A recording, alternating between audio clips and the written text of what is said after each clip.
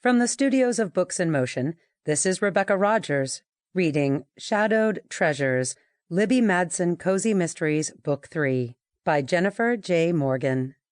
Now let's begin with Chapter 1. Shadow followed Greg back and forth, wearing a path between the house and the RV. She knew something was up. The energy was frenetic, but it was a happy sort of vibe. One thing was for certain.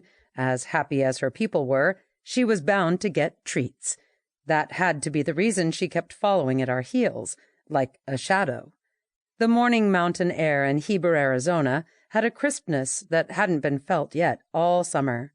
It was evident that the seasons were changing, even though the days were still plenty warm. It wasn't unusual for September to have quite hot days, but I loved that the evenings and morning were nice and cool. "Where did I leave those blankets?" I hollered to Greg from the steps of the RV. Turning around before heading into the house, he shrugged. No idea. I'm beginning to learn that my old ways of throwing a few things in my trusted forerunner and heading off at a moment's notice were getting a tad more complicated. 2 people, twice the planning effort. But on this trip, Alexis and JJ were joining us too, so there was even more to consider. Thankfully, we decided not to cram all of us into Greg's RV. JJ and Alexis were renting one of their own. Greg's arms were loaded as he came up the steps into the RV, a duffel bag of clothes, a tote with Shadow's belongings, another with some of our food items, and the blankets I apparently had left behind in the house. Out of breath, he asked, "What time were they planning to arrive?" "I believe they'll be here any second. She texted nearly 2 hours ago, but I'm sure they're being cautious with the mountain roads, as it's their first time." "Cool. I think these items are the last things from the house." My handsome boyfriend set the bags down on the dining table and headed back outside, Shadow still diligently following her buddy. My heart swelled. As I stored away the last of our stuff, I heard a vehicle approach and looked outside to see JJ maneuvering their light silver 20-foot Class C motorhome around Greg's Circle Drive. It was the type with a compartment that hung over the cab of the vehicle. Alexis said there was a bed up there. I couldn't wait to see. I headed over to where they parked about the same time that Shadow came running and barking at our friends. They both hopped out. "Hey, Shadow buddy, it's us," JJ was saying, as Shadow seemed unsure about this large thing they had just stepped out of. She had to sniff all around the vehicle before soaking up their love. Even for our tall and muscular friend, this tough detective was a huge softy around children and pets.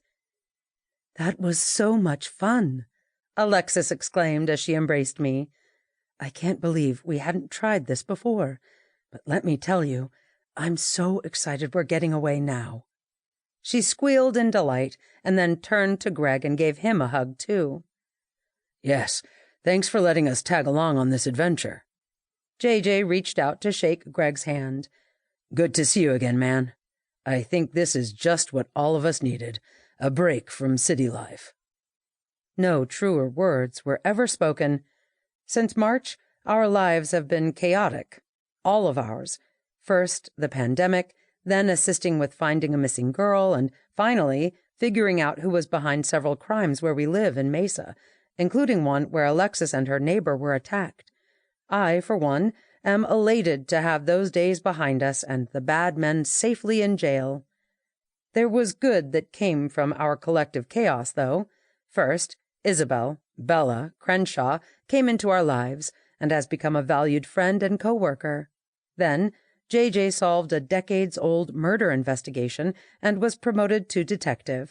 Of course, the most important aspect from the last 6 months for me has been meeting the handsome Forest Service Ranger Greg Lawson.